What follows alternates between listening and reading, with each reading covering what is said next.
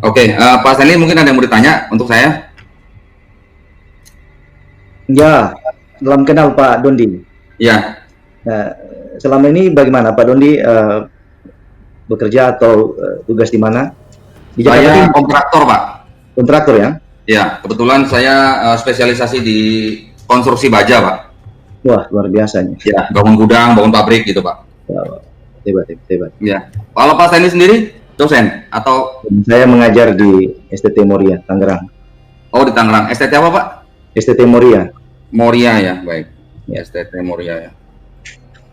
Oke, saya akan mempresentasi materi inkarnasi. Sebenarnya slide ini cukup banyak, tapi saya hanya memilih beberapa poin saja supaya waktunya sangat hemat ya.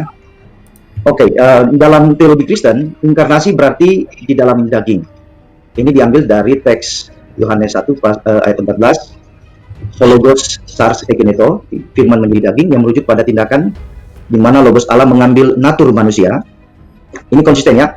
Ketika Logos menjadi manusia, maka Logos Allah mengambil natur manusia melalui kelahiran seorang anak darah atau parthenos. Herman Ridderbos dalam bukunya The Gospel of John menyatakan bahwa daging adalah sarana di mana kemuliaan Allah dinyatakan di mata semua orang. Melalui inkarnasi Allah telah tampak terlihat di antara manusia. Dalam teks Yohanes 14 itu dikatakan secara jelas. Inkarnasi menjelaskan sebuah fakta bahwa yang kekal masuk ke dalam kesementaraan kehidupan manusia. Bahwa kuasa Allah secara spektakuler ditunjukkan melalui peristiwa menjadi daging, logos sars egeneto, dan diam di antara manusia. Peristiwa inkarnasi menandakan awal baru bagi manusia dalam konteks penyataan diri Allah sebagaimana yang telah Allah tunjukkan kepada umatnya di dalam perjanjian lama. Di sini penegasannya adalah Allah menyatakan diri melalui berfirman. Hukum logikanya bahwa Allah tak mungkin dikenal tanpa dia berfirman. Itu prinsip utama dari teologi Kristen mengenai penyataan diri Allah. Perhatikan catatan saya bahwa Allah hanya bisa dikenal ketika dia berfirman. Dalam berfirman, Allah menyatakan dua aspek. Yang pertama, menyatakan bahwa dia ada. Yang kedua, menyatakan bahwa Allah punya kehendak terhadap umat manusia. Nah, skema besar dari inkarnasi adalah penebusan, pengampunan, dan penyelamatan. Mengapa skema besar ini mencakup tiga hal? Karena dalam perjanjian lama, bahwa aspek penebusan itu hanya dilakukan berdasarkan cara Allah, yaitu dengan kurban. Kurban itu mencakup tiga aspek. Yang pertama, kurban itu harus tidak bercacat celah. Yang kedua, kurban itu darahnya harus ditumpahkan. Dan yang ketiga, kurban itu harus mati. Gambaran ini nanti dalam perjanjian baru digenapi oleh Yesus Kristus. Tapi saya tidak menjelaskan itu nanti akan melebar dari topik kita. Semua kategori penebusan diatribusikan, ini menurut Herman Ridderbos, kepada sang Logos yang menjadi daging. Menjadi menunjuk kepada suatu bentuk eksistensi di mana keilahian Yesus Kristus yang tidak lagi dapat dipisahkan dari kemanusiaannya ketimbang sebaliknya. Nah, frasa diam di antara kita, eskenosen and hemin, atau dalam terjemahan literalnya memasang tenda seseorang, eskenosen dari kata skenoo, merupakan pengingat. Ini dalam konteks hermeneutik kita menggunakan prinsip korelasional tekstual atau prinsip hermeneutik intertestamental. Jadi perjanjian lama lalu ada perjanjian baru. Nah, di dalam perjanjian lama itu ada banyak pernyataan yang menyebutkan bahwa Allah berdiam di tengah-tengah Israel. Motif dasarnya adalah tabernakel atau kemah suci di padang belantara di mana kehadiran Allah di Israel dan kemuliaannya dinyatakan. Keluaran 25 ayat 8-9 dan kitab-kitab yang lain. Poin penegasan saya di sini adalah Allah tidak hanya bertahta di surga, tapi Allah sekaligus berdiam menandakan bahwa dia ada, hadir, dan memberikan penyataan kuasanya bagi umat Israel. Prinsip ini masih tetap dipertahankan sampai kita merujuk kepada perjanjian baru. Itu sebabnya frasa eskenosen and hemin itu artinya firman yang menjadi manusia dan diam di antara kita, itu berbicara mengenai Yesus sebagai manusia yang sejati. Ini melawan pandangan gnostik yang mengatakan Yesus bukan daging itu adalah penjara jiwa. Lalu kemudian ada paham lain, doketisme, yang mengatakan Yesus sebenarnya bukan manusia. Nah, ini perlawanan Yohanes terhadap dua bidat yang berkembang di zaman itu. Tetapi kalau kita menarik garis korelasional antara perjanjian lama dan perjanjian baru, Allah yang berada di dalam bangsa Israel atau berdiam di tengah-tengah bangsa Israel itu merupakan sebuah tanda kehadiran Allah bagi umat manusia. Jadi Allah yang transenden juga tidak berdiam di surga secara transenden, tapi juga Allah yang imanen, Allah yang betul-betul hadir di dalam kehidupan umat Israel. Nah, masih tetap pada pernyataan leader Bos, cahaya kemuliaan Allah merupakan satu aspek dari berdiamnya di antara umatnya. Jadi lambang dari kehadiran Allah adalah kemuliaan Allah. Itu sebabnya di dalam teks pasal 1 ayat 14, firman itu menjadi manusia dan diam di antara kita dan kita telah melihat kemuliaannya. Nanti kalau bicara ini jadi panjang. Kalau kita kaitkan dengan Yohanes pasal 17 ayat 5, itu nanti topiknya menjadi lain. Yang berikutnya dari Henry Jettison, ini seorang teolog sistematika. Dia menulis begini, cara yang dipakai Allah untuk menebus umat manusia ialah melalui keturunan perempuan. Dalam Kejadian 3 ayat 15. Sang penebus akan dilahirkan oleh seorang perempuan, dilahirkan di bawah hukum Taurat, Galatia 4 ayat 4. Ia harus yang manusiawi namun juga yang ilahi, sehingga dapat menjadi pengantara di antara manusia dengan Allah. Menjadi manusia berarti Yesus itu mewakili manusia dan mempertahankan natur keilahiannya, mewakili dia sebagai Allah yang berdiam di antara manusia. Firman adalah sarana pengungkapan. Tadi di awal saya katakan di slide pertama bahwa Allah tidak mungkin dikenal. Allah tidak mungkin dikenal kalau dia tidak berfirman. Nah, di sini firman menurut Thyssen adalah sarana pengungkapan, sarana untuk berkomunikasi. Allah berkomunikasi dengan umatnya dan suatu cara untuk menyatakan sesuatu. Selaras dengan penafsiran ini kita membaca Ibrani 1 ayat 2. Pada zaman akhir ini, Ia, Allah, telah berbicara kepada kita dengan perantaran anaknya. Sebelumnya dalam ayat 1 Ibrani pasal 1 dikatakan Allah berbicara melalui para nabi dan seterusnya. Lalu di zaman ini, menurut penulis kitab Ibrani, Allah berbicara kepada kita melalui perantaran anaknya.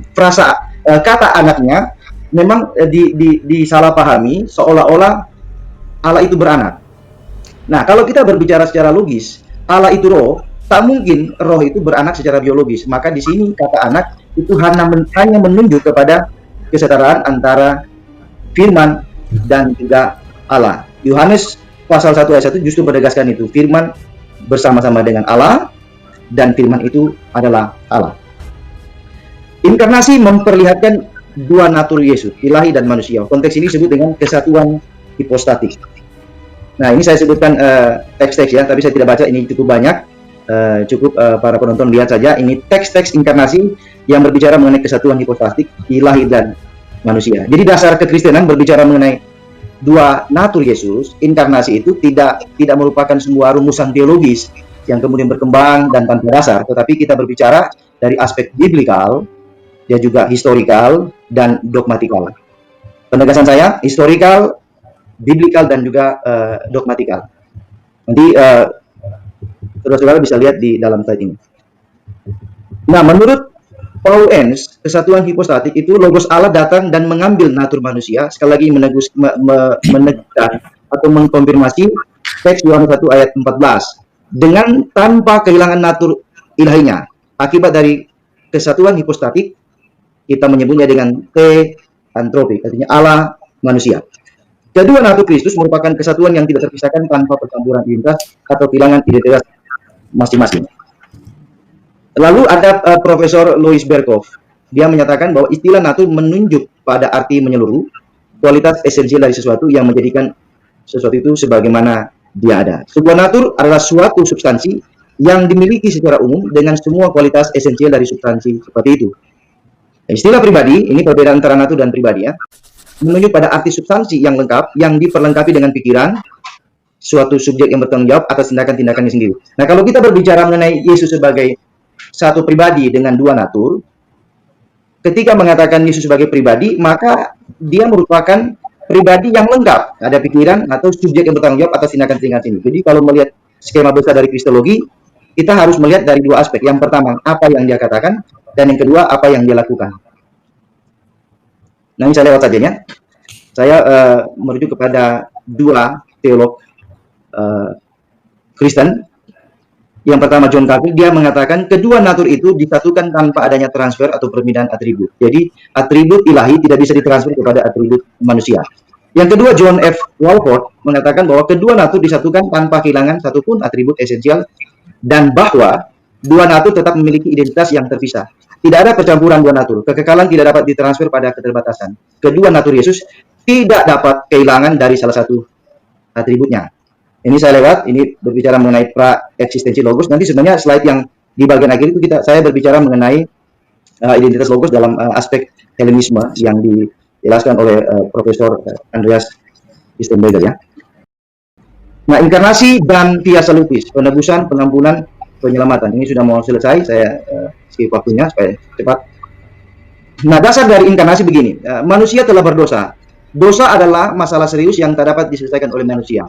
Tak ada satupun manusia yang bisa mengalahkan dosa, kecuali Allah sendiri. Dosa ini masalah serius. Siapapun dia, nabi besar manapun, rasul besar manapun, tidak bisa mengalahkan dosa. Dosa itu kuat sekali, sehingga problem ini hanya bisa diselesaikan oleh Allah sendiri.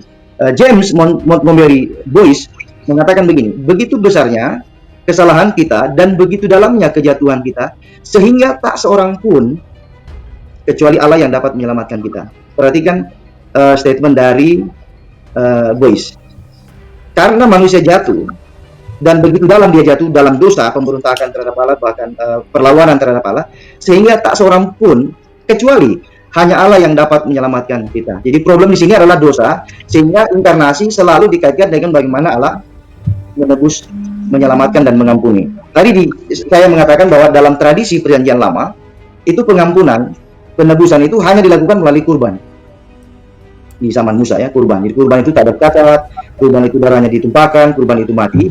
Dan Yohanes mengatakan di pasal 1, inilah anak domba Allah yang menghapus dosa dunia. Prinsip yang sama juga sebenarnya dikutip dari Perjanjian Lama. Nah, saya skip ya. Ini juga skip. Nah, menebus berarti melepaskan. Ini masih kaitan dengan inkarnasi. Menebus berarti melepaskan, yang merujuk pada tindakan melepaskan ikatan-ikatan sehingga menjadi bebas. Kata yang digunakan menebus adalah lutron, menunjuk pada sarana yang dengannya penebusan tawanan itu dilakukan. Kata tersebut berarti harga tebusan. Dari kata lutron berkembang sebuah kata kerja baru yang disebut dengan lutro, yang berarti membebaskan dengan pembayaran harga tentu. Kalau kita merujuk pada teks dari surat Rasul Petrus, dia mengatakan bukan dengan barang fana Tuhan menebus kita, tapi dengan darah yang mahal. Jadi dia ada bayaran yang harus dilakukan oleh Allah, sebagaimana dalam prinsip Perjanjian Lama, itu merupakan sebuah pembayaran dari harga tertentu. Lalu muncul lagi kata lutrosis, jadi penebusan, pembebasan. Apoluo, melepaskan, membebaskan, menceraikan, mengampuni. Ketika penebusan diterapkan pada karya Kristus, itu berarti Yesus membebaskan kita dari dosa. Tetapi prinsip pembebasan dosa ini tidak berhenti di situ, karena masih ada proses penyelamatan. Dalam teologi Kristen, kita telah diselamatkan, sedang diselamatkan, dan akan diselamatkan. Artinya Allah yang mengerjakan keselamatan itu, dia tetap konsisten sampai pada akhirnya. Sehingga kalau dalam keyakinan iman Kristen bahwa mereka yang ditebus itulah yang akan diselamatkan. Jadi jaminan dari penebusan itu adalah keselamatan. Jadi bukan berarti sudah ditebus lalu dia berdosa lalu hilang keselamatan. Tidak. Dalam pandangan Calvinis itu mereka yang ditebus itu juga yang diampuni, dan orang yang sama juga akan diselamatkan. Jadi Allah konsisten menyelamatkan. Allah tidak mengatakan keselamatan lalu kemudian tengah jalan orang itu memberontak atau mungkin berdosa karena kehendak dirinya, nafsunya dia, lalu Allah menghilangkan keselamatan. Tidak. Jadi prinsip ini Allah konsisten dengan keselamatan yang dia tetapkan. Nah, buku yang terakhir yang saya rujuk adalah Herman Bavinck. Inilah profesor teologi sistematika. Bukunya ini sangat tebal. Nah, menurut Herman Bavinck, di dalam keseluruhan pribadi dan karyanya, Kristus adalah penyataan kasih Allah. Ini selaras dengan Yohanes 3:16. Di satu sisi, hal ini berarti bahwa menganggap karya Kristus hanya sebagai penyataan keadilan punitif Allah adalah salah. Kematian Kristus adalah tindakan keadilan Allah. Inkarnasi dan kematian Kristus adalah niscaya sebagai tindakan-tindakan yang sesuai dengan atribut-atributnya dan memperlihatkannya dengan paling gemilang bagi kemuliaannya. Nah, kita melihat bahwa kalau Logos menjadi daging, maka ketika kita berbicara mengenai kematian Yesus, itu bukan ketuhanannya yang mati, tapi kemanusiaannya. Rasul Paulus dan Petrus menegaskan itu, dalam keadaannya sebagai manusia ia mati. Sehingga kalau ada asumsi bahwa Tuhan mati seperti yang dikatakan oleh Ahmed Deedat ya, dan juga apologet Islam yang lainnya, itu sebenarnya salah paham. Tuhan itu bukan fisikal, Tuhan itu adalah gelar bagi Yesus. Jadi gelar itu tidak mungkin mati. Sama dengan bupati misalnya. Bupati itu kan jabatan. Kalau orang yang menjabat bupati, yang mati bukan jabatannya, tapi yang mati orang yang menjabat sebagai bupati.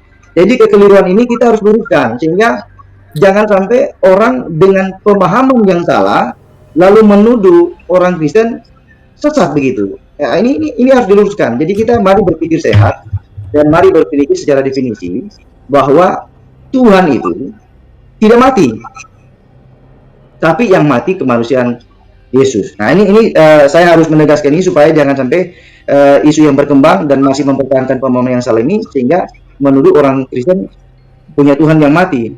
Itu keliru ya. Nah, tadi saya sudah sebut tadi Petrus menulis begini ya, sebab kamu tahu bahwa kamu telah ditebus dari cara hidupmu yang sia-sia, yang kamu warisi dari nenek moyangmu, itu bukan dengan barang yang fana, bukan pula dengan perak atau emas, melainkan dengan darah yang mahal. Kenapa darah yang mahal? Itu mengikuti tradisi perjanjian lama, yaitu darah Kristus yang sama, garis bawahi, yang sama seperti darah anak domba, yang tak bernoda dan tak bercacat. Itu tradisi Yahudi, Yudaisme, Israel di dalam perjanjian lama. Jadi prinsipnya sama, ada kurban, ada darah, ada kematian. Maka orang Kristen percaya bahwa Yesus mati. Ya. Mati bukan karena mengada-ngada, tapi memang faktanya begitu ya. Ada tradisi, ada titik sejarah di mana inkarnasi Yesus, kemudian dia harus menggenapi rencana Allah sebagai kurban yang sempurna. Maka dia tidak bercacat celah, Yesus tidak berdosa, darahnya dicurahkan dan dia mati. Itu tradisi dari perjanjian lama. Jadi kekristenan tidak menciptakan tradisi baru seolah-olah bertentangan dengan Yudaisme. Prinsipnya sama, karena berbicara mengenai pengampunan dosa itu ada darah yang ditumpahkan sebagai pengganti manusia yang berdosa. Terakhir ya, inkarnasi Logos sebagai via salutis, Allah yang berhak menebus, mengampuni dan menyelamatkan. Manusia bagaimanapun cara tidak bisa keluar dari problem dosa, hanya Allah yang bisa. Yang kedua, manusia harus mengikuti cara Allah menebus. Manusia tidak bisa menawarkan cara Allah, menawarkan caranya kepada Allah, bagaimana dia diampuni. Sebab kalau manusia menawarkan cara menebus atau mengampuni dirinya sendiri kepada Allah, maka Allah tidak perlu pakai cara dia, pakai aja cara manusia. Tapi kan ternyata manusia juga tidak bisa keluar dari problem dosa. Sampai sekarang kita bergumul dengan dosa. Tidak ada satupun yang bisa bebas dari dosa. Kapan saja kita bisa berdosa, baik berdosa melalui tindakan, pikiran kita, ataupun ucapan kita. Yang ketiga, Allah berdaulat atas keselamatan dari mereka yang percaya kepadanya. Keempat, penebusan memberikan jaminan bahwa maut tak dapat menguasai orang percaya. Mereka diberikan kehidupan yang kekal. Teks Yohanes 3 ayat 16. Dan yang terakhir, yang kelima, kehidupan kekal diberikan oleh Dia yang kekal. Logos kekal dan bersama-sama dengan Allah pada mulanya. Yohanes 1 ayat 1. Nah, closing statement dari saya adalah, sebagaimana di awal tadi saya katakan, bahwa Allah hanya dapat dikenal ketika Ia berfirman, yang membuktikan dua aspek, Dia ada dan Allah punya kehendak. Nah, Allah eksis. Lalu kemudian Dia berkehendak. Apa kehendak Allah? Kehendak Allah adalah membawa manusia untuk hidup sesuai dengan perintahnya, hidup dalam kekudusan, hidup dalam kesucian, mengasihi musuh, mendoakan orang yang mengutuk, dan masih banyak lagi. Prinsipnya manusia baru itu adalah orang yang benar-benar dibaharui oleh Allah. Jadi dia meninggalkan manusia lama dan dia mengenakan manusia baru. Itu prinsip teologi Kristen. Maka kalau ada orang yang justru melanggar dari prinsip itu, ya dia harus dipertanyakan apakah iman dia memimpin dia kepada kekudusan hidup, atau sebaliknya dia menggunakan keyakinan diri, self confidence, lalu membuat sesuatu cara yang dianggap itu berkenan kepada Allah. Itu salah, karena Alkitab mengatakan bahwa mereka yang percaya kepada Allah harus hidup dalam kekudusan, ya, mengasihi musuh-musuhnya dan mendoakan orang yang mengutuknya. Ini melampaui dari apa yang dikatakan oleh Yudaisme. Yudaisme hanya mengatakan bahwa jikalau seterumu lapar, beri dia makan. Jikalau seterumu haus, beri dia minum. Yesus melampaui. Tidak hanya kasih makan orang lapar, kasih minum orang haus, tapi dia katakan begini, kasihilah musuhmu dan berdoalah bagi orang yang menganiaya kamu. Dan yang terakhir, mintalah berkat dari orang yang mengutuk kamu. Itu sebabnya ketika ada orang mengatakan di salib ada jin misalnya, atau kalau Yesus anak Allah siapa bidannya, kemudian Yesus menikah, Tuhan berkolor, Yesus punya nafsu seksual, macam-macam. kami tidak terganggu dengan itu. Karena untuk apa? Kami malah ketawa saja ya, karena itu bagian dari ketidakpahaman secara substansial mengenai doktrin Kristen. Intinya adalah inkarnasi itu pernyataan diri Allah yang benar-benar menyatakan bahwa Allah mengasihi sehingga dia menebus, mengampuni, dan menyelamatkan. Terima kasih. Baik, maaf, silakan dilanjut dulu nih ya. Posisi bentar ya, khawatir ada kebingungan juga kedua pemateri. 40 menit itu dikasih jatah masing-masing. Itu sudah termasuk pertama presentasi, tanya jawab, ketiga closing statement ya. Jadi bisa dipahami nanti termasuk pula oleh para penonton biar nggak bingung seperti itu ya. Oke, silakan Pak Doni. Baik, terima kasih Pak Stanley Paparang atas paparannya. Ya. Saya mau nanya dulu Pak, Yohanes 1 ayat 1 sampai 18 itu perkataan Yesus atau bukan Pak? Bukan, itu kan tulisan Yohanes. Yohanes ya, oke. Ya. Jadi itu bukan perkataan Yohanes Pak ya. Jadi itu adalah tulisan daripada penulis kitab Yohanes begitu ya. Iya. Nah, mohon maaf Pak Stanley, kalau saya belum kasih tanda silakan Pak Stanley jangan menjawab ya. Iya. Nanti kalau saya ngomong silakan, nah baru silakan Pak Stanley bicara ya. Nah, jadi paparan yang tadi Pak Stanley berikan itu yang saya baca semuanya adalah tulisan dari penulis-penulis Kristen ya Pak ya, yang mana itu adalah semuanya merupakan seperti suatu tafsir gitu ya Pak ya, tafsir daripada Yohanes 1 ayat 1 sampai 18, dan terutama mereka membicarakan mengenai Yohanes 1 ayat 14 di mana di situ dikatakan Tuhan menjelma menjadi manusia gitu ya. Tadi saya sudah bertanya kepada Pak Stanley, apakah Yohanes 1 ayat 1 sampai 18 itu perkataan Yesus? Pak Stanley tadi sudah menjawab bukan.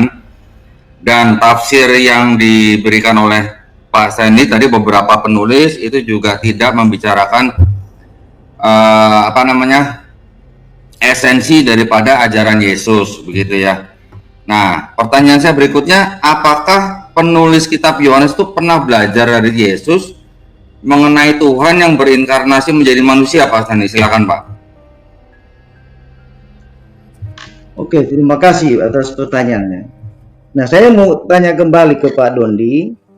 Apa penekanan Bapak ketika mengatakan itu bukan perkataan Yesus?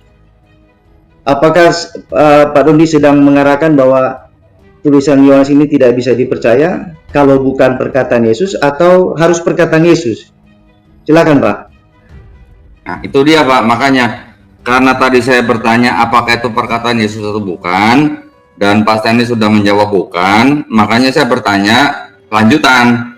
Kalau memang itu bukan perkataan Yesus, apakah penulis Yohanes itu pernah mendapat ajaran dari Yesus bahwa Tuhan itu berinkarnasi jadi manusia begitu Pak? Silakan Pak. Oke. Nah, yang pertama kita harus tahu bahwa Rasul Yohanes adalah murid Yesus. Jadi kalau murid Yesus pasti dia tahu ajaran Yesus ya. Karena mereka murid-murid Yesus itu hidup bersama dengan Yesus selama pelayanan Yesus 3 tahun lebih ya. Sehingga apa yang mereka lihat, apa yang mereka rasakan selama mereka mengikuti Yesus, itulah yang menjadi sebuah rumusan bahwa Yesus ini adalah anak Allah yang berinkarnasi. Jadi prinsipnya saya begini, saya paham pertanyaan Pak Dondi. Ada satu buku yang dipakai oleh Ustadz Moko Ginta, yaitu yang dirumuskan oleh Jesus Seminar, sehingga mengatakan bahwa ini bukan perkataan Yesus, pakai manik-manik. Pertanyaan saya, pakar-pakar kok pakai manik-manik? Lalu apakah kalau semua kitab suci dipakai lempar manik-manik, apakah setuju? Pakar kok pakai manik-manik? Kan lucu, itu bukan game. Jadi sebenarnya prinsip ini jangan sampai kita mengatakan kalau bukan perkataan Yesus lalu tidak bisa dipercaya, karena itu akan berimbas kepada semua kitab suci. Paham maksud saya ya? Jadi kita berbicara secara logis bahwa Rasul Yohanes adalah murid Yesus, maka dia menulis tentang Yesus. Jadi konfirmasi bahwa dia adalah murid Yesus ya dari ajaran yang dia tulis, karena Injil-Injil juga berbicara mengenai Yesus. Jadi mereka menulis tentang Yesus.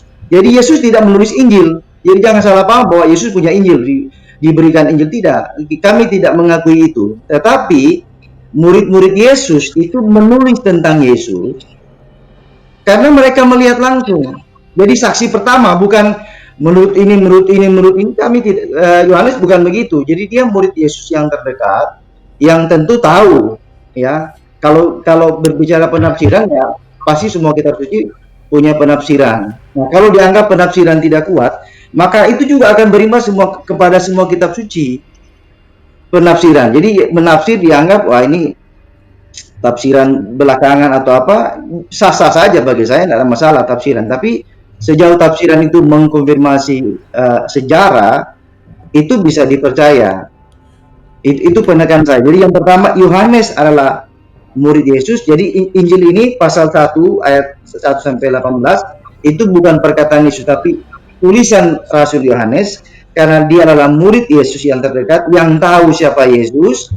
Jadi dia bukan orang kelima, keenam, ketujuh yang melihat tentang Yesus, tapi dia orang pertama yang betul-betul bersama-sama dengan Yesus. Jadi kalau ada keraguan soal bagaimana apakah Yesus mengatakan dia berinkarnasi, memang dalam kitab suci tidak ditulis.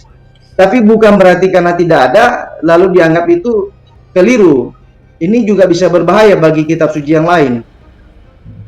Itu Pak Rondi, silakan. Ya, terima kasih Pak jawabannya. Karena Bapak tadi mengatakan bahwa Yohanes adalah murid Yesus, ya, dan Bapak beranggapan bahwa Yohanes menerima ajaran Yesus bahwa Tuhan berinkarnasi melalui Yesus, begitu ya Pak ya? Nah, boleh nggak Pak Stanley berikan kepada saya ayat-ayat di Yohanes ataupun di kitab-kitab sinoptik ajaran Yesus yang mengatakan bahwa Tuhan atau Bapa itu berinkarnasi menjadi manusia gitu Pak? Silakan Pak. Maksudnya Bapak? Ya, maksud saya gini. Tolong di switch dulu. Ya, maksudnya gini, Pak Stanley. Pak Stanley kan tadi mengatakan bahwa tentu saja Yohanes mendapatkan ajaran dari Yesus bahwa Tuhan itu berinkarnasi menjadi manusia, betul begitu ya Pak ya? Kemudian Bapak kan mengatakan bahwa karena Yohanes itu adalah murid Yesus, otomatis dia pasti mendapatkan ajaran dari Yesus. Nah, pertanyaan saya adalah, bisa nggak Pak Stanley kasih saya ayat? Sorry, saya kembali sebentar. Tadi kan Pak Stanley menyinggung mengenai almarhum Ustadz Insan Moko Ginta ya. Di dalam salah satu tulisan almarhum adalah bahwa ada yang namanya Jesus Seminar ya, tahun 1993 di New York, yang mengidentifikasi mana yang benar-benar perkataan Yesus, mana yang kira-kira bukan, mana yang ini pasti bukan gitu. Yang diambil dari kitab Yohanes ya, yang diputuskan bahwa di kitab Yohanes itu ternyata hanya tersisa 18% perkataan Yesus. Nah, saya memberikan kesempatan kepada Stanley, tidak usah dari kitab Yohanes, Bapak boleh ambil dari kitab sinoptik, dari Matius, Markus, Lukas, Matius, Markus, Lukas, ayat di mana Yesus mengajarkan murid-muridnya bahwa Bapa atau Tuhan itu berinkarnasi menjadi manusia atau menjelma menjadi manusia gitu Pak. Silakan Pak. Oke. Saya paham maksud Bapak. Jadi begini, dalam teologi Kristen itu kita melihat Yesus sebagai manusia yang diutus oleh Bapa. Jadi ini garis bawah ya. Jadi diutus oleh Bapa itu bukan berbicara bahwa yang mengutus lebih tinggi daripada yang diutus, atau yang diutus tidak lebih tinggi daripada yang mengutus. Ini harus dipahami dalam konteks inkarnasi. Jadi Yesus adalah utusan karena dia adalah manusia. Nah, misalnya dalam Yohanes 5 ayat 37 Bapa yang mengutus aku. Nah, ini sebenarnya prinsip bahwa inkarnasi Yesus yang ditulis oleh Rasul Yohanes ini diteguhkan dari pernyataan Yesus. Jadi, Bapa yang mengutus aku. Nah, nabi-nabi memang diutus oleh Allah, tetapi utusan mereka, proses mereka diutus itu berbeda dengan Yesus. Karena mereka bukan cuma yang menjadi manusia, tapi mereka adalah manusia yang diutus oleh Allah. Sehingga kalau kita menafsirkan Yohanes 5 ayat 37, Bapa mengutus aku, dialah yang bersaksi tentang kamu tidak pernah mendengar suaranya, rupanya pun tidak pernah kamu lihat. Nah, di dalam sepanjang Injil Yohanes itu berulang kali Yesus mengatakan aku diutus oleh Bapa, aku keluar dan datang dari Bapa. Ini sebenarnya menegaskan prinsip inkarnasi. Nah, memang kalau tipe Pak Dondi ini kan harus ada benar-benar itu tertulis. Saya paham maksud saya. Jadi sebenarnya ini problem yang sama yang dilakukan oleh orang Islam dengan mengajukan pertanyaan. Nah, di mana dalam Alkitab dikatakan Yesus, akulah Tuhan, sembahlah aku. Itu kan semacam pertanyaan yang menyetir teks karena memang tidak ada yang persis sama dikatakan bahwa akulah Tuhan, sembahlah aku. Memang tidak ada bunyi demikian. Tapi kalau kita merujuk pada apa yang dikatakan Yesus dan apa yang dilakukan, maka kita akan tahu bahwa perkataan Yesus dan perbuatan Yesus justru meneguhkan dia adalah Tuhan yang sejati. Begitu Pak. Jadi prinsip saya inkarnasi itu ditafsirkan dari perkataan Yesus, aku diutus oleh Bapa.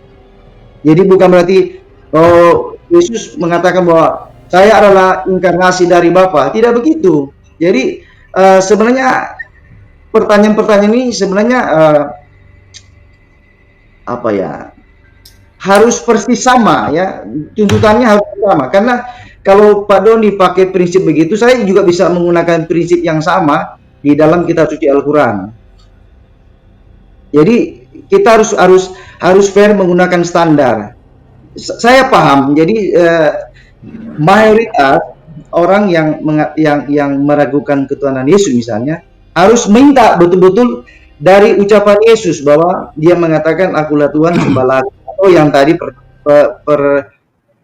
pertanyaan Pak Dondi, harusnya Yesus mengatakan bahwa saya adalah inkarnasi dari Bapa, sehingga fix bahwa perkataan Yesus dengan tulisan Yohanes itu klop. Tapi kita tidak menemukan itu, tapi kita bisa mencari referensi yang kuat dari teks atau perkataan Yesus bahwa aku diutus oleh Bapa. Nah, agak berbeda dengan Nabi dalam Perjanjian Lama. Perhatikan, ini berbeda karena Yesus adalah inkarnasi, Logos yang berinkarnasi menjadi manusia, sehingga perbedaan utusan antara Nabi Perjanjian Lama dengan Yesus tentunya berbeda. Itu poin saya Pak. Jadi di Yesus mengatakan bahwa aku diutus oleh Bapa. Meskipun tidak secara literal dikatakan aku adalah inkarnasi dari Bapa. Memang tidak ada Pak, tidak ada. Tapi kalau Bapak menuntut itu, saya juga akan menggunakan prinsip yang sama terhadap kitab suci. Tapi mungkin di lain waktu. Ya. Terima kasih. Silakan. Baik. Terima kasih Pak. Saya meminta ayat itu bukan dalam arti tulisannya harus sama persis Pak ya. Tuhan menjelma menjadi manusia, tidak. Yang saya tanyakan adalah ajaran Yesus mengenai konsep bahwa Tuhan dalam tanda kutip, karena di Bible memang tidak ada kata inkarnasi, jadi dalam tanda kutip menjelma atau berinkarnasi menjadi manusia. Nah, tadi Bapak menyamakan definisi menjelma dengan diutus ya. Kalau menurut saya itu bukan definisi yang sama sih kalau menurut saya. Nah, begitu juga tadi Bapak mengatakan Yesus tidak diberikan Injil ya. Kalau Bapak sekarang ada Bible, boleh Pak silakan dibuka Lukas 20 ayat 1 Pak. Saya menggunakan Bible LAI terjemahan baru ya Pak ya. Ya sudah Pak. Bagaimana Pak? Lanjut. Ya, di situ dikatakan atau saya share screen aja ya Pak ya.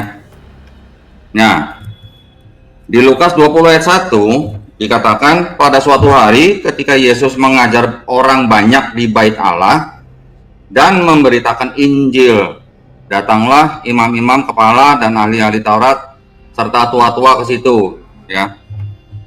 Di sini artinya Yesus memberitakan Injil. Injil yang dari siapa nih, Pak? Apakah ini Injil Matius, Markus, Lukas, Yohanes? Tentu saja bukan, ya. Jadi artinya Yesus ini memang menerima Injil, Pak. Yesus memberitakan Injil yang diterima dari Bapa. Kemudian yang disebut di dalam 4 gospel, Matius, Markus, Lukas, Yohanes, itu adalah biografi atau cerita untuk kehidupan Yesus gitu, Pak, dari lahir sampai beliau disalib menurut kisah di dalam 4 gospel. Jadi kalau tadi Bapak mengatakan Yesus tidak diberikan Injil, Lukas 20 ayat 1, saya rasa menyanggah perkataan Pak Sandy sendiri, ya. Nah, kemudian kalau tadi Bapak bilang harus ada pernyataan di mana ada perkataan akulah Tuhan, sembahlah aku, saya bukan tipe debater yang menanyakan hal seperti itu, Pak. Itu sudah lewat, Pak. Itu udah lama itu, Pak. Nanti Bapak mau bicarakan bukti-bukti dari Yohanes 1:1, dari Yohanes 8:24, dari Yohanes 8:58, dari Yohanes 10:30, itu kita bisa diskusikan lain waktu, Pak, ya. Saya bukan yang minta-minta seperti itu. Saya tidak letter luck seperti itu. Tapi kalau Bapak mau nanti memberikan bukti Yohanes 10:30, Yohanes 8:24 atau Yohanes 8:58, silakan, nanti kita bisa bicarakan lain waktu, ya. Baik. Kemudian selanjutnya gini, Pak. Kalau memang Yesus itu adalah inkarnasi Tuhan menjadi manusia dan untuk menebus dosa manusia gitu, Pak, ya. Mengapa kok Yesus diutus hanya untuk bangsa Israel, Pak? Silakan, Pak. Oke, terima kasih atas pertanyaan Pak Dondi. Nah, terkait dengan Lukas 20 ayat 1, begini, Pak. Kalau ketika Bapak mengatakan ini Injil yang mana, apakah Injil Matius atau Lukas atau Yohanes?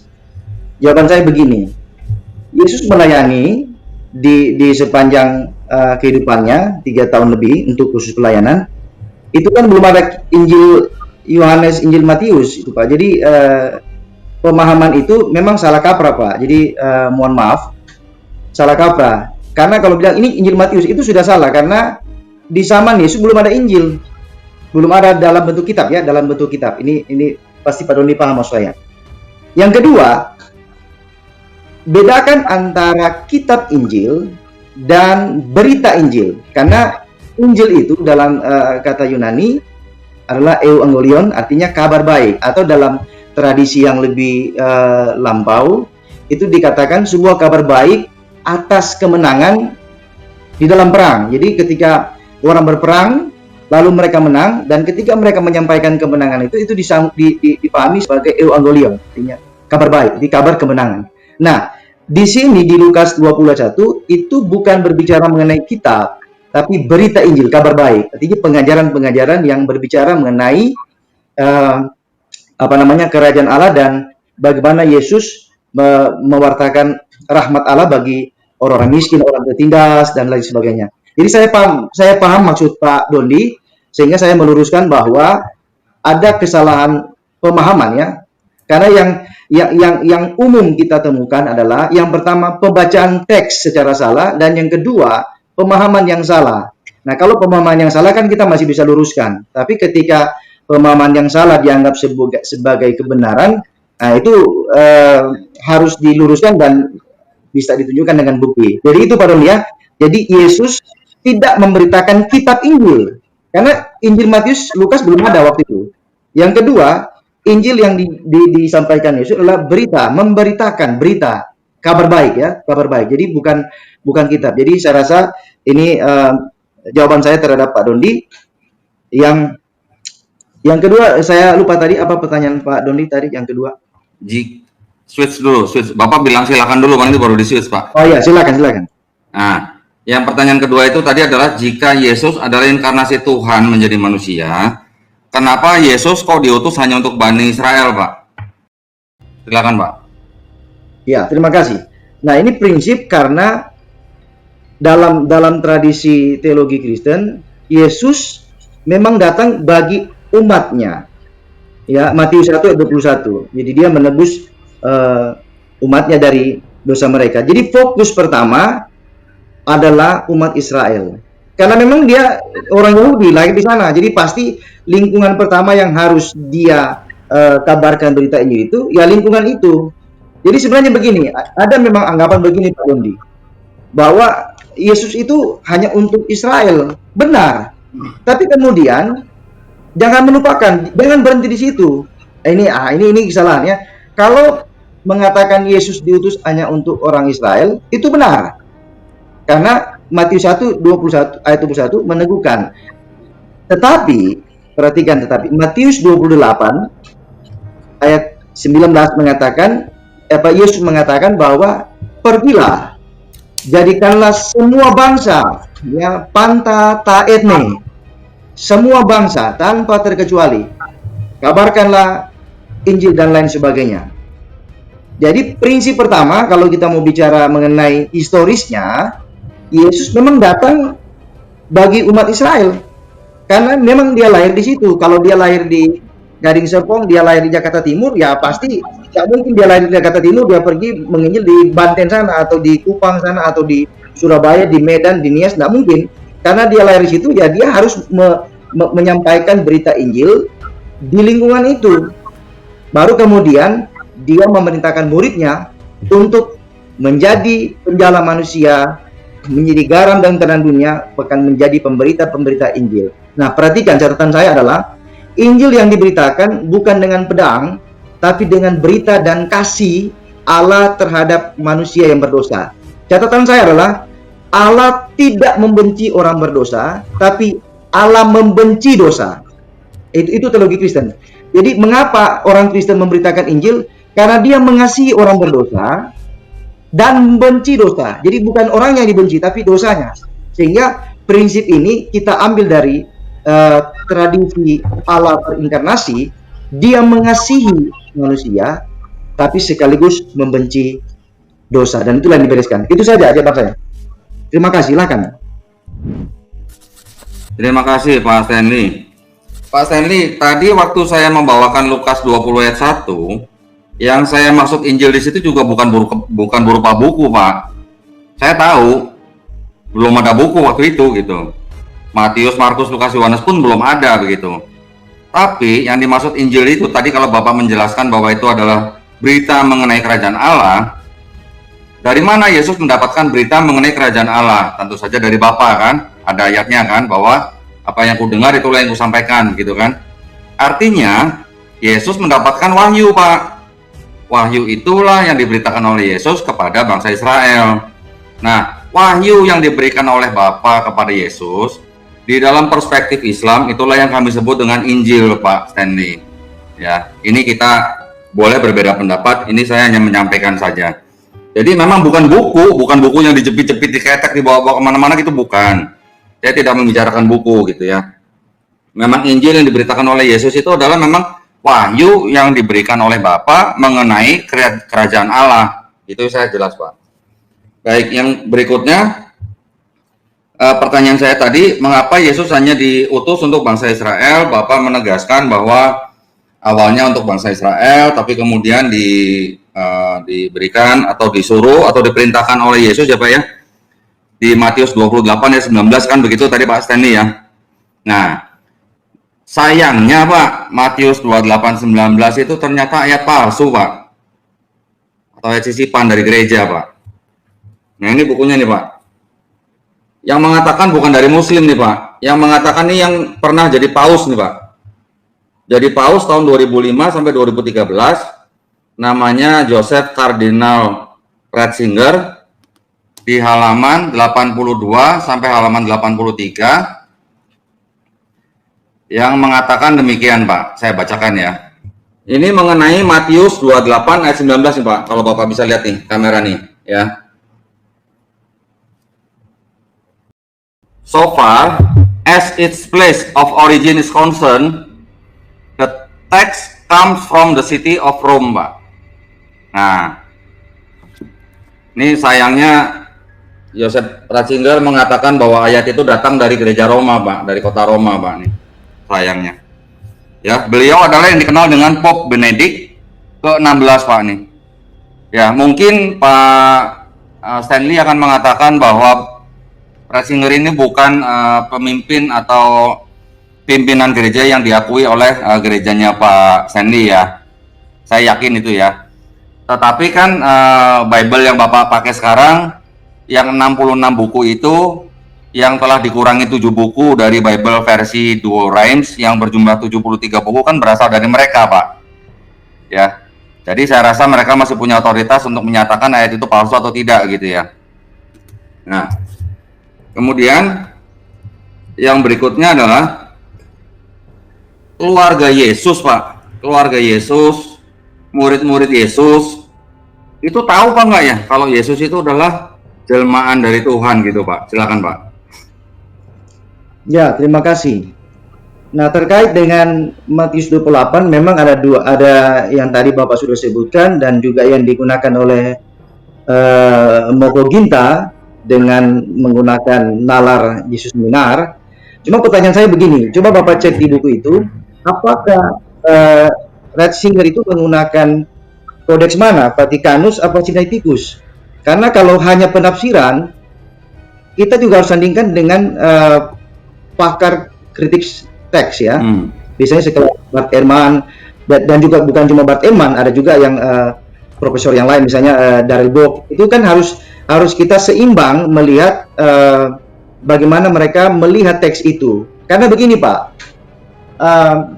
orang bisa saja menafsirkan bahwa itu ayat palsu. Cuma agak bahaya Pak. Begini ya, ketika orang mengatakan itu palsu kan minimal dia harus menjawab beberapa pertanyaan. Yang pertama, kapan dipalsukan?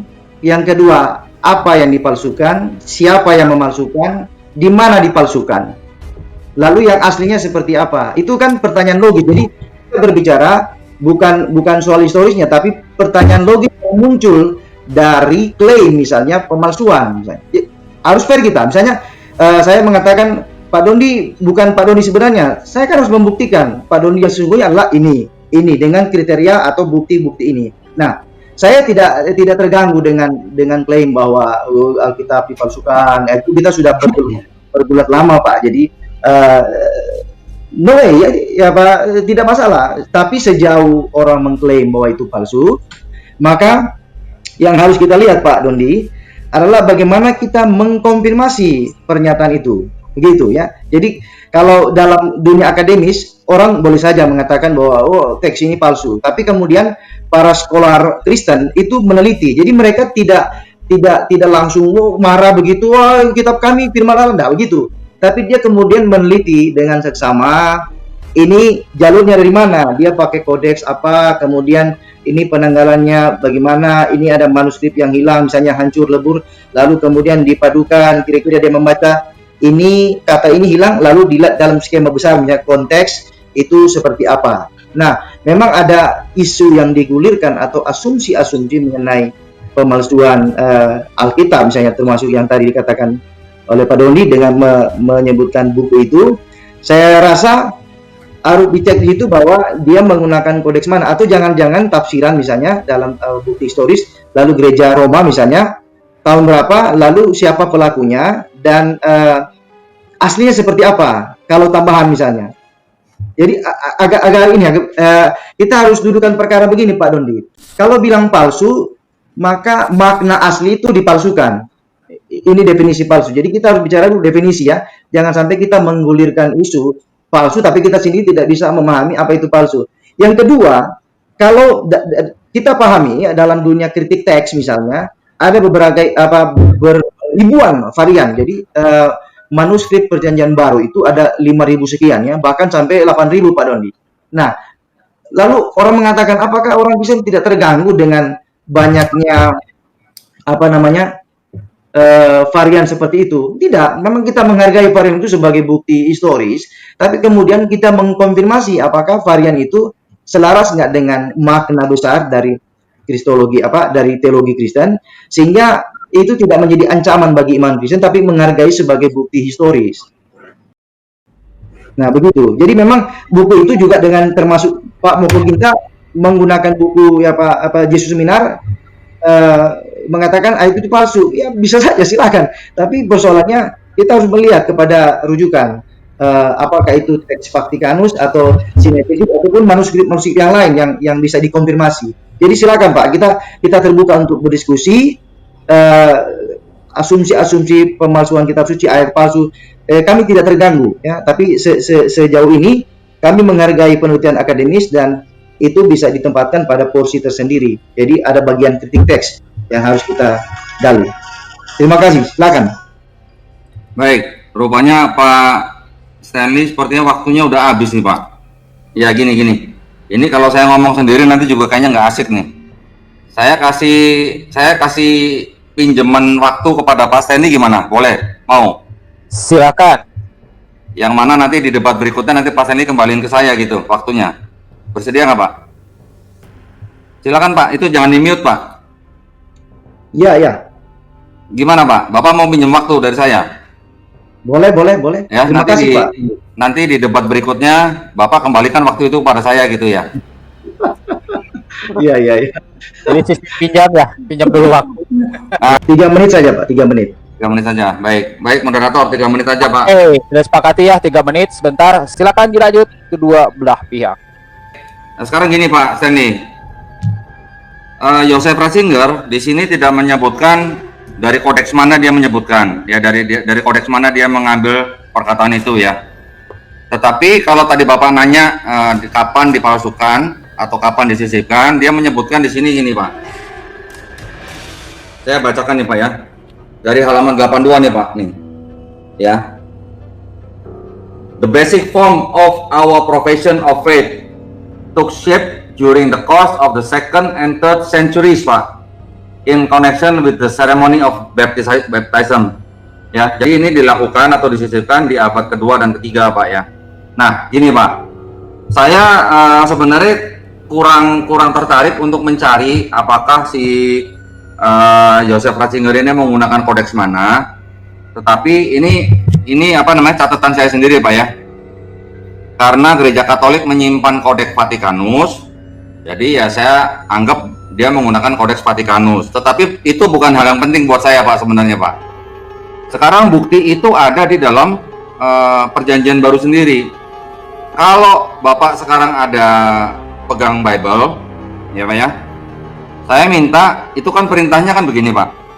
Karena itu pergilah ke seluruh dunia, jadikanlah mereka muridku, baptislah mereka dalam nama Bapa dan Putra dan Roh Kudus. Begitu kan Pak perintahnya Yesus pada murid-muridnya?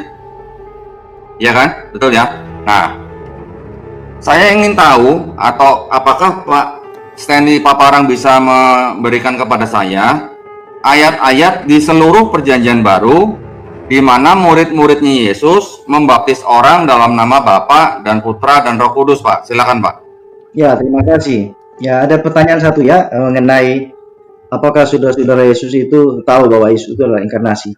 Nah, dalam Injil-Injil disebutkan bahwa ada yang menganggap Yesus itu anak Yusuf, ya kan, anak Maria. Ya, itu benar dari aspek humanitas. Tapi kemudian orang melihat Yesus itu kan dari perkataan dan juga dari perbuatan. Memang secara eksplisit tidak menjelaskan bahwa saudara-saudara Yesus itu tahu bahwa kamu pasti Allah berinkarnasi. Tidak demikian ya. Tapi kita melihat narasi sebagai sebuah satu kesatuan yang menjelaskan mengenai apa yang Yesus katakan dan apa yang Yesus perbuat. Artinya, kalau Yesus benar-benar inkarnasi dari Logos Allah yang menjadi manusia, maka secara logis dia harus membuktikan itu klaim dan juga perbuatan. Artinya begini, orang bisa saja mengatakan aku utusan Allah, tapi kemudian dia sebagai utusan Allah apa buktinya?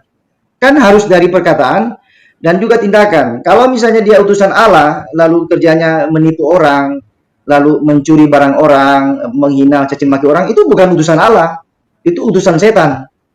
Jadi memang tidak dijelaskan dalam Injil bahwa saudara-saudara Yesus dan juga orang lain mengatakan, kamu adalah inkarnasi Allah. Tidak, tapi apa yang Yesus katakan dan dia perbuat itu justru meneguhkan bahwa dialah inkarnasi dari Logos Allah yang dibuktikan dari kuasa-kuasa yang dia lakukan, misalnya mujizat, menyembuhkan orang mati dan lain sebagainya. Nah, pertanyaan yang tadi mengenai apakah ada bukti dalam seluruh Alkitab bahwa orang membaptis dengan nama Bapa, Anak, dan Roh Kudus. Nah, sebenarnya dalam tradisi teologi Kristen, misalnya dalam Kisah Para Rasul, itu kan disebutkan sebagai baptiskanlah dalam nama Yesus. Nah, sebenarnya seperti yang teman saya jelaskan, ada prinsip representatif. Jadi ketika sudah membaptis dalam nama Yesus, itu sudah mewakili Bapa, Anak, dan Roh Kudus. Jadi sebenarnya pertanyaan Pak Dondi, kalau meminta bukti bahwa murid-murid membaptis dalam Bapa, Anak, dan Roh Kudus, memang tidak ada. Tetapi dalam tradisi jemaat mula-mula itu dilakukan bahwa ada dua versi. Yang pertama bisa membaptis dalam Bapa, Anak, dan Roh Kudus. Yang kedua membaptis dalam nama Yesus. Artinya karena kita berbicara mengenai Tritunggal, jadi satu nama itu sudah merepresentasikan pribadi-pribadi yang lain. Jadi saya menegaskan begini, baptisan Trinitas itu dalam Kisah Para Rasul memang tidak ada ya secara letterlek ya, harfiah. Tapi kemudian dibaptiskan dalam Yesus itu sudah mewakili karena Trinitas itu satu esensi tiga pribadi. Terima kasih, waktu saya habis ya. Silakan Pak Doni, habis. Ya, sayang ya. Mau minjem lagi nggak Pak? Cukup Pak, karena ini ya istriku sudah telepon, jadi saya matikan tadi telepon. Ini saya masih ada 20 menit ini. Nggak apa-apa, berarti kalau gitu Pak Stanley dengerin paparan saya aja ya. Baik, gini, silakan dimulai.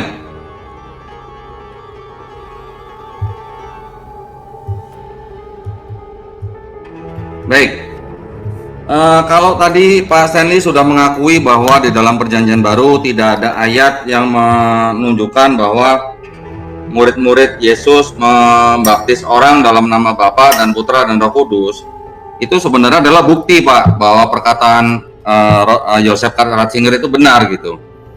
Jadi kalau Bapak bilang bahwa kalau membaptis dalam nama Yesus sudah mewakili Bapa dan Putra dan Roh Kudus, terus Bapak membawa Trinitasnya itu baru ada di tahun 381 Masehi Pak di Konstantinopel. Belum ada di zaman muridnya Yesus gitu Pak. Jadi pernyataan Pak Stanley saya rasa kurang tepat. Memang semua murid membaptisnya semuanya hanya di dalam nama Yesus Pak. Ayat-ayatnya mungkin ada, Bapak juga saya rasa pasti tahu. Maka itu adalah ada kontradiksi antara Yesus berkata aku diutus hanya untuk Bani Israel atau bangsa Israel, dan kontradiksi dengan Matius 28:19 yang mengatakan pergilah ke seluruh dunia, jadikanlah mereka muridku, baptislah mereka dalam nama Bapa dan Putra dan Roh Kudus. Nah itu memang kontradiksi karena yang satu adalah disisipkan menurut pimpinan gereja tertinggi Katolik sedunia Pak, itu yang menjadi masalah ya. Jadi artinya ayat itu Bapak tidak bisa pakai untuk menjawab mengapa Yesus hanya diutus untuk Bani Israel, tapi dia menyuruh murid-murid itu untuk pergi ke seluruh dunia begitu ya.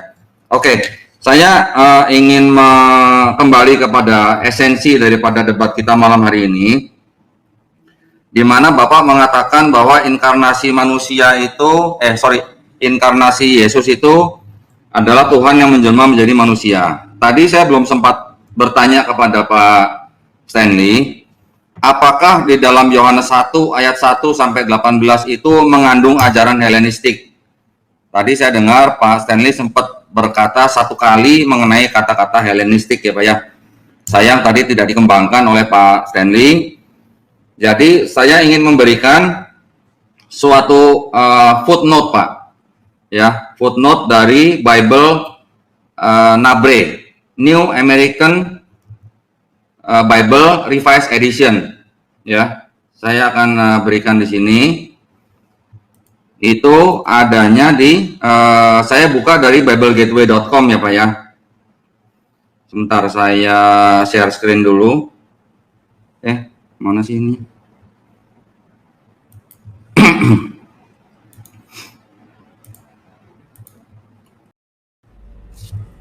Nah ini.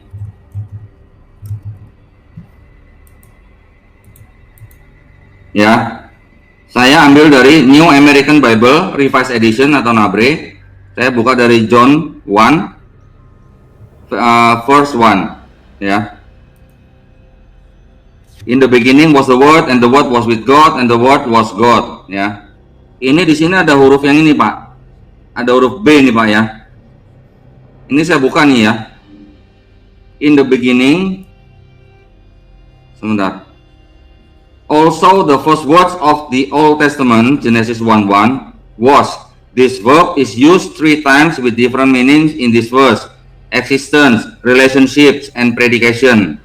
The word Greek logos, this term combines God's dynamic, creative word, Genesis, personified pre-existent wisdom as the instruments of God's creative activity, Proverbs, and the ultimate intelligibility of reality. Nah, ini tolong diperhatikan. Di sini ada kata-kata Hellenistic philosophy ya Pak ya.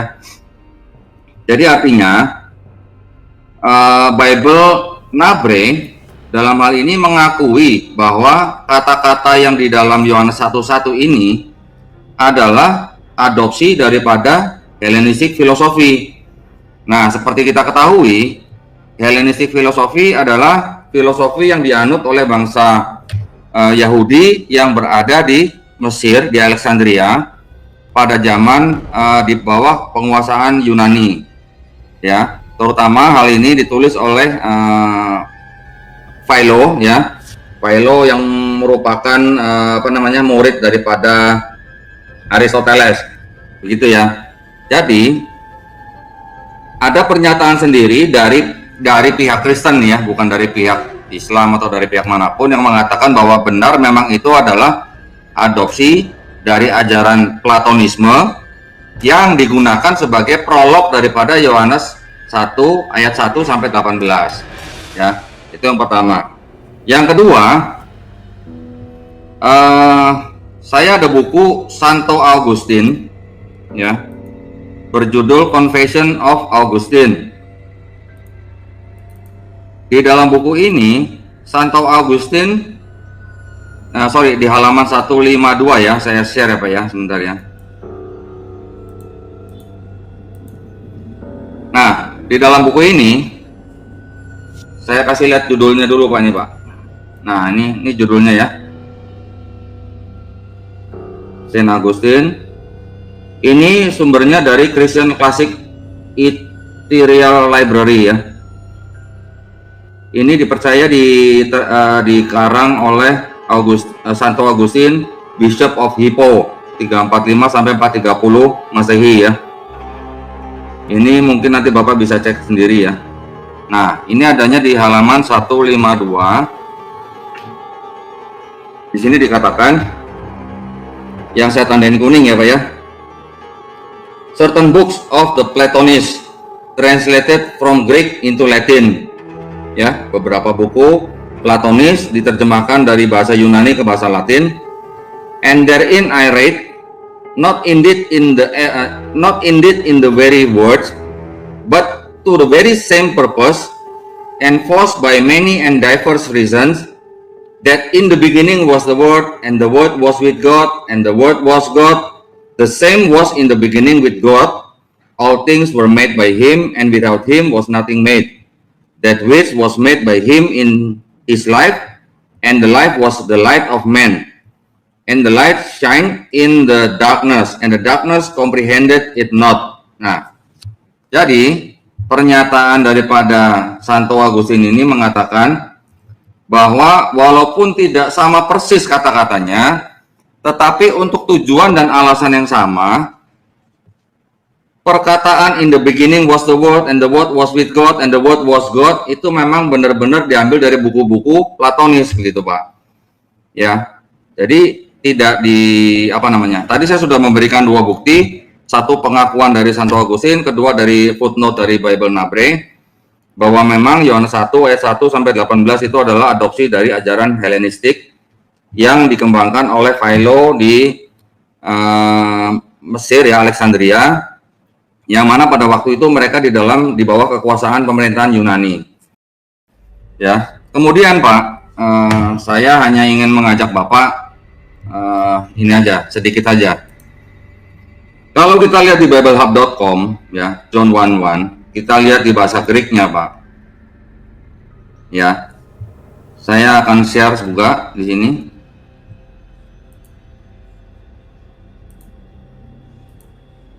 Ya, ini adalah biblehub.com ya Pak ya.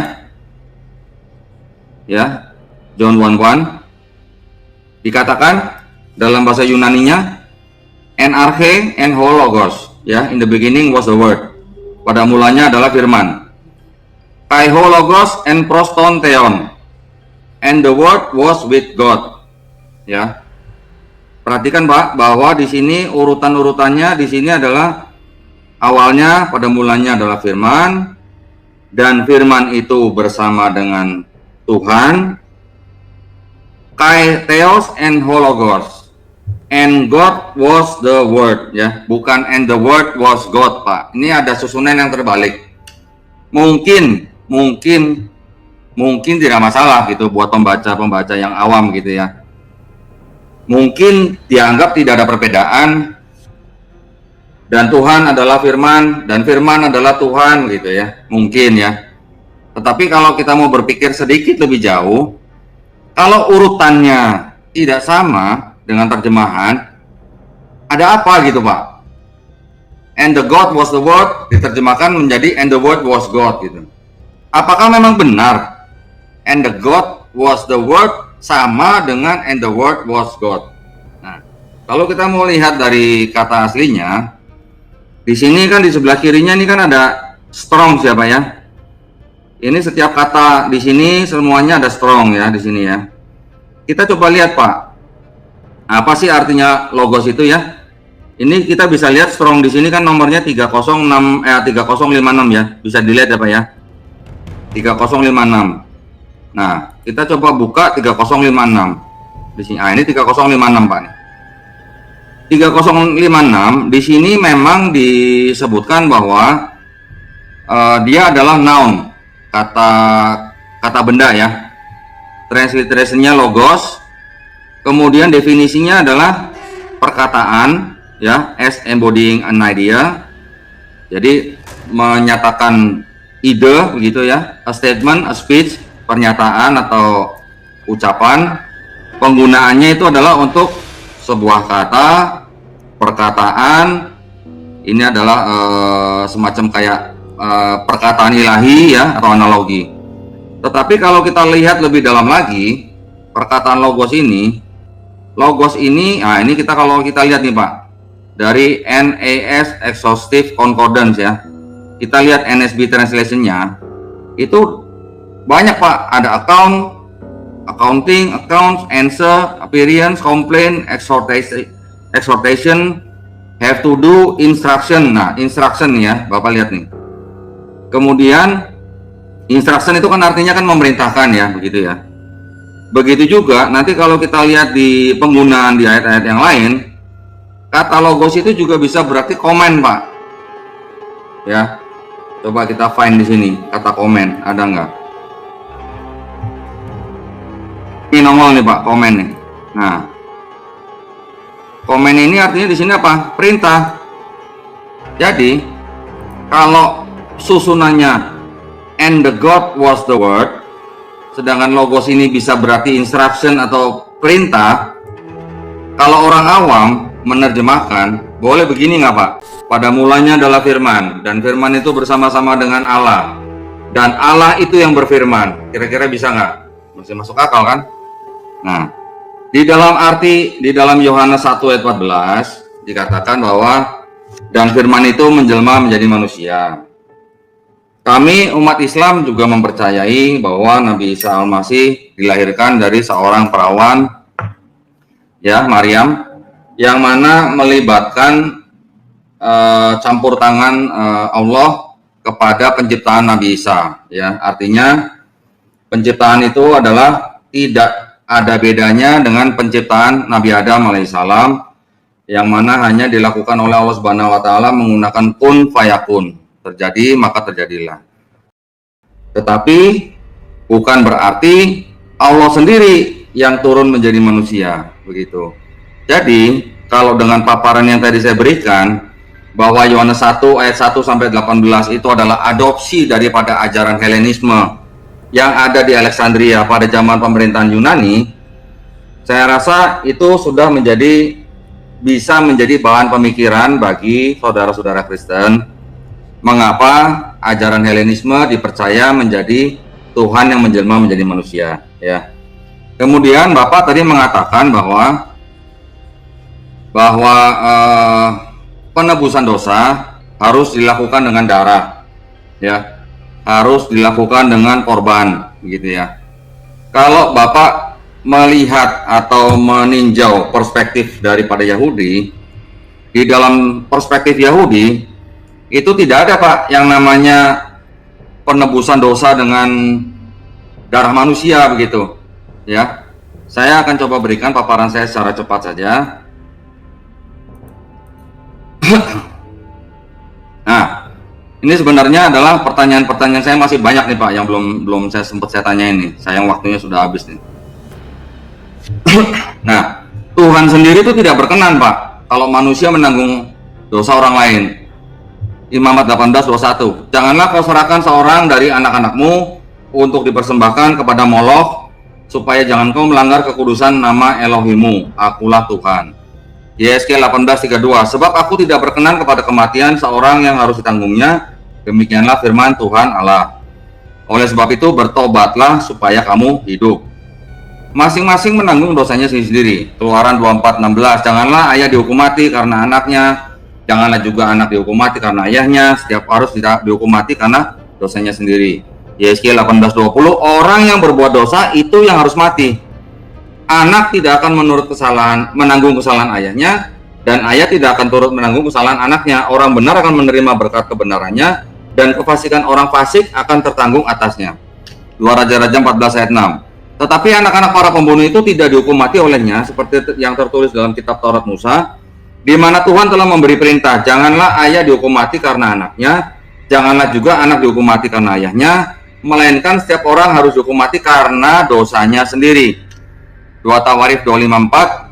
Tetapi anak-anak mereka tidak dihukum mati olehnya, melainkan ia bertindak sesuai dengan apa yang tertulis dalam Taurat, yaitu kitab Musa, di mana Tuhan telah memberi perintah, janganlah ayah mati karena anaknya, janganlah juga anak mati karena ayahnya, melainkan setiap orang harus mati karena dosanya sendiri. Nah, Yesus sendiri tidak menjamin keselamatan siapapun, apalagi hidup kekal. Di Lukas 12 ayat 5, aku akan menunjukkan kepada kamu siapakah yang harus kamu takuti. Takutilah Dia yang setelah membunuh mempunyai kuasa untuk melemparkan orang ke dalam neraka. Sesungguhnya aku berkata kepadamu, takutilah Dia. Lukas 13:23-24. Dan ada seorang yang berkata kepadanya, Tuhan, sedikit sajakah orang yang diselamatkan? Jawab Yesus kepada orang-orang di situ, berjuanglah untuk masuk melalui pintu yang sesak itu. Sebab aku berkata kepadamu, banyak orang akan berusaha untuk masuk tetapi tidak akan dapat. Artinya apa, Pak? Kalau Yesus sudah datang menebus dosa manusia, terus ada ayat yang seperti ini yang orang harus berjuang masuk melalui pintu yang sesak, buat apa, Pak? Ada istilah penebusan dosa lagi, gitu ya. Nah, apakah manusia bisa selamat dengan perbuatan? Jawab Yesus di Matius 19:17. Jawab Yesus, apakah sebabnya engkau bertanya kepadaku tentang apa yang baik? Hanya satu yang baik, tetapi jikalau engkau ingin masuk ke dalam hidup, artinya selamat, turutilah segala perintah Allah. Matius 16:17. Sebab anak manusia akan datang dalam kemuliaan Bapanya diiringi malaikat-malaikatnya. Pada waktu itu ia akan membalas setiap orang menurut perbuatannya. Nah, maksudnya apa begini, Pak? Kalau begini kan berarti kan tidak sesuai atau tidak sejalan dengan prinsip penebusan dosa, ya. Kemudian ini ada yang lain, mungkin saya tidak perlu bacakan satu-satu, nanti Bapak bisa cek bisa putar ulang video ini, nanti Bapak bisa lihat ayat-ayatnya. Saya kutip dari Yakobus 2 ayat 24, jadi kamu lihat bahwa manusia dibenarkan hanya karena perbuatan-perbuatannya dan bukan hanya karena iman. Ya, ini tidak usah lah. Nah, kalau ini Tuhan mampu mengampuni, ya. Kalau kita baca di Yesaya 1 ayat 10, ya, saya bacakan dari ayat 10. Dengarlah firman Tuhan, hai pemimpin-pemimpin manusia Sodom. Perhatikanlah pengajaran Allah kita, hai rakyat manusia Gomora. Untuk apa itu korbanmu yang banyak-banyak, firman Tuhan? Aku sudah jemu akan korban bakaran berupa domba jantan dan akan lemak dari anak lembu gemukan, darah lembu jantan dan domba-domba dan kambing jantan yang tidak kusukai. Apabila kamu datang untuk menghadap di hadiratku, siapakah yang menuntut itu daripadamu? Bahwa kamu menginjak-injak pelataran bait suciku. Jangan lagi membawa persembahanmu yang tidak sungguh, sebab baunya adalah kejijikan bagiku. Kalau kamu merayakan bulan baru dan sabat, atau mengadakan pertemuan-pertemuan, aku tidak tahan melihatnya, karena perayaanmu itu penuh kejahatan. Perayaan-perayaan bulan barumu dan pertemuan-pertemuanmu yang tetap, aku benci melihatnya. Semuanya itu menjadi beban bagiku, aku telah payah menanggungnya. Apabila kamu menadahkan tanganmu untuk berdoa, aku akan memalingkan mukaku, bahkan sekalipun kamu berkali-kali berdoa, aku tidak akan mendengarkannya sebab tanganmu penuh dengan darah. Perhatikan ayat 16 ini, yang saat tanda kuning. Basuhlah, bersihkanlah dirimu, jauhkanlah perbuatan-perbuatanmu yang jahat dari depan mataku. Berhentilah berbuat jahat, belajarlah berbuat baik, usahakanlah keadilan, kendalikanlah orang kejam, belalah hak anak-anak yatim, perjuangkanlah perkara janda-janda. Marilah, baiklah kita berperkara, firman Tuhan, sekalipun dosamu merah seperti kirmisi, akan menjadi putih seperti salju. Sekalipun berwarna merah seperti kain kesumba, akan menjadi putih seperti bulu domba.